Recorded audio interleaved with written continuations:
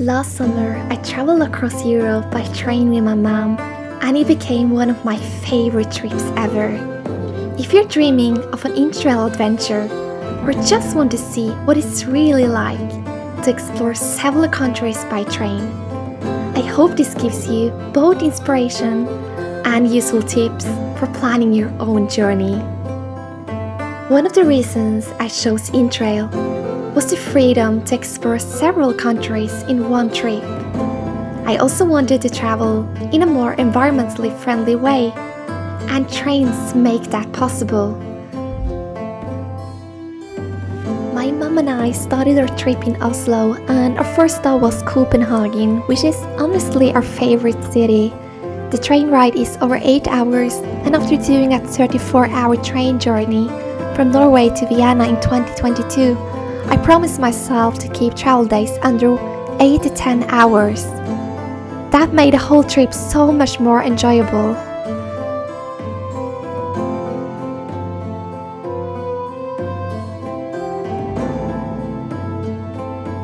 From Copenhagen, we continued to Hamburg. It was meant to be just an overnight stop, but we ended up loving it. Planten og Blommen was beautiful.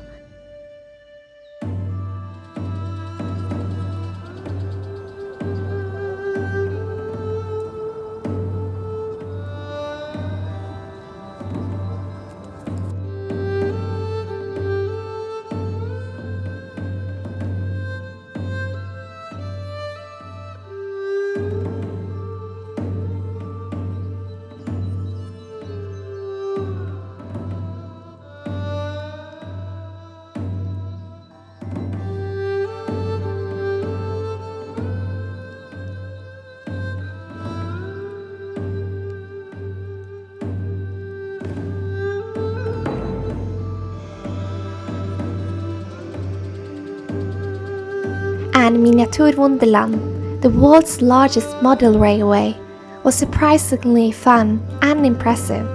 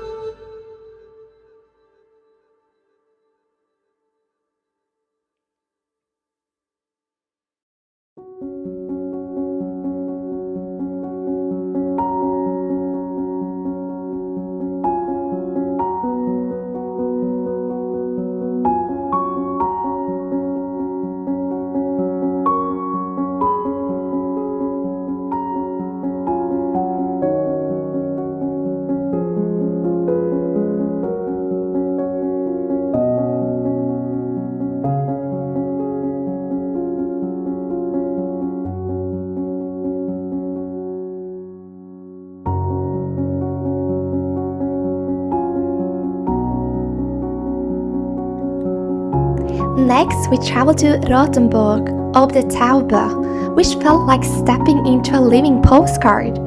It's a perfectly preserved medieval town, and being there felt emotional because my grandparents visited the same place decades ago. We stayed 2 nights, and honestly, I wish we had stayed longer.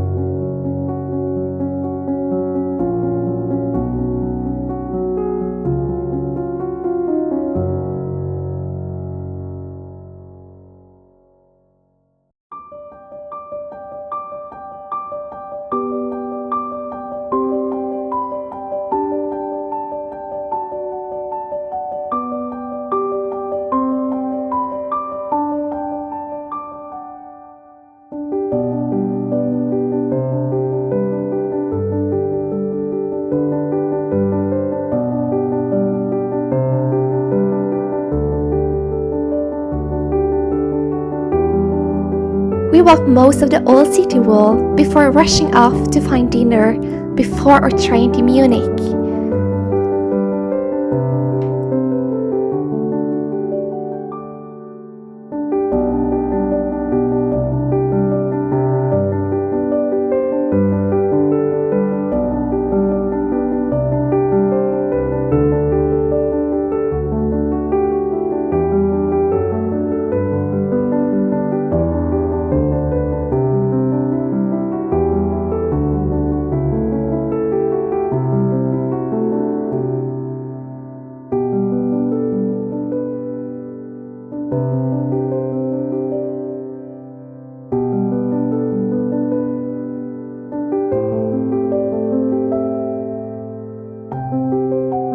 In Munich, we didn't have a strict plan.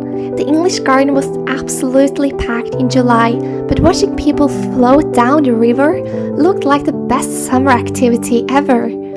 Later, I learned that you should only swim there with locals because some parts of the river are dangerous. We also visited Frauenkirche and explored the architecture in the city center.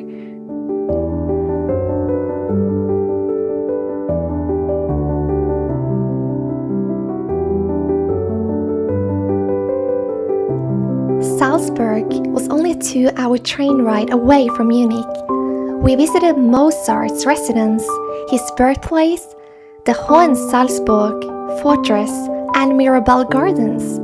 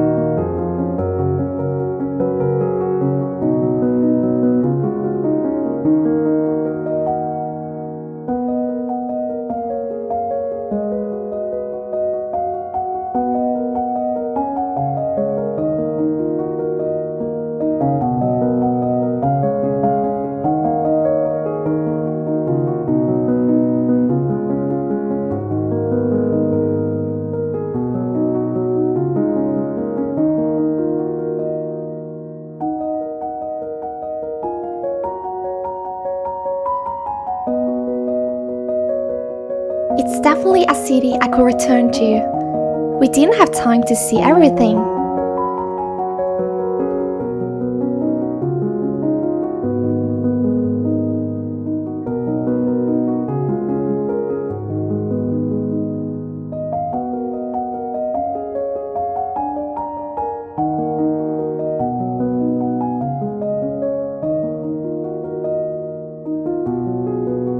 Our next stop was Berlin. We stayed in an Airbnb about 30 minutes outside the city center, surrounded by brick houses. It was peaceful, and our hosts were incredibly friendly. We only stayed 2 nights because eating out every day gets expensive. But breakfast at Katzentempel, Berlin Mitte, was amazing. The cats don't really want to be petted, but they're adorable to watch. We also spent several hours at Gemäldegalerie, which has one of the world's most important collections of European paintings ranging from the 13th to the 18th century.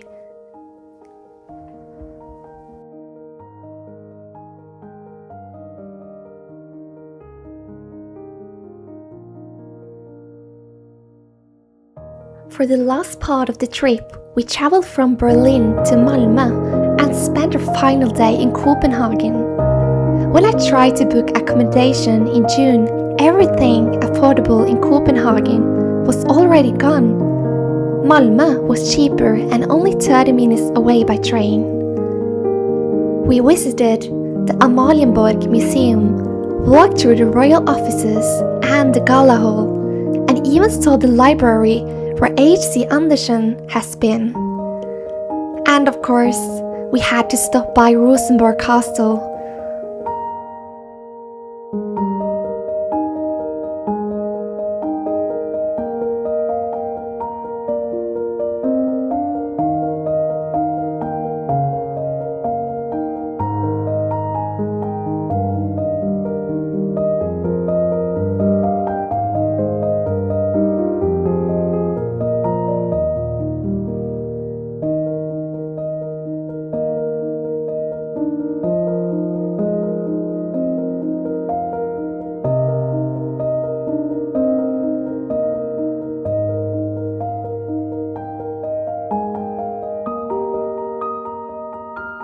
We ended the trip with vegan cream puffs, or flødebolle, from Glen in Torvehallene, and vegan ice cream sandwiches that tasted like heaven.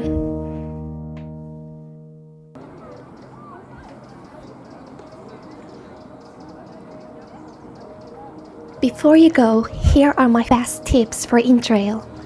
Don't travel for more than 10 hours per day, and have at least one day between travel days on train, but preferably 2 or 3.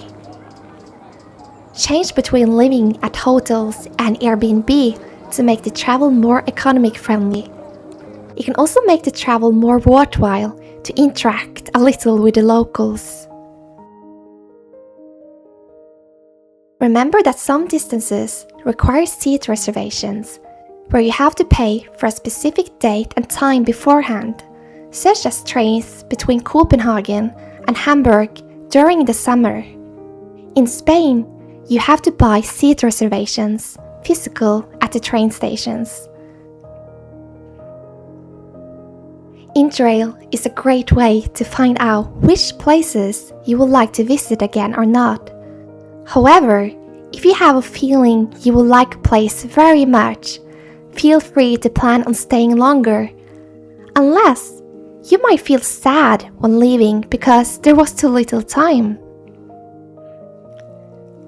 Subscribe to the newsletter to receive discounts on Interrail passes. Do not remove the Rail Planner app after your journey, because any saved trip will never appear again, even if you log into your account when downloading the app again.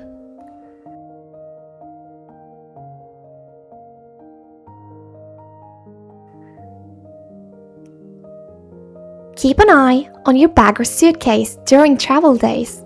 Trains can get crowded, and it's good to always know where your things are.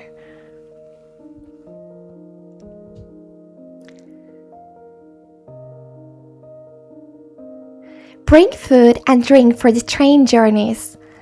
Not all trains have cafes, and sometimes you don't have time to buy anything during transfers.